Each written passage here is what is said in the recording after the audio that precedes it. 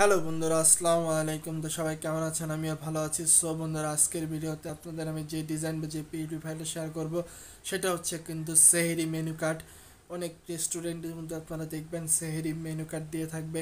তো সেই সেহরি menu card ডিজাইনটা কিভাবে আমরা করেছি সেই ডিজাইনটা কিন্তু আজকে আপনাদের পিএলপি ফাইল আকারে শেয়ার করব। তো সেই পিএলপি ফাইলটা কিন্তু বর্তমানে আমার স্ক্রিনে দেখতে পাচ্ছেন। তো সেই সেহরি মেনু কার্ডটি কিন্তু আপনাদের অনেক সময় প্রয়োজন হতে পারে যারা রেস্টুরেন্টে আছে তাদের জন্য।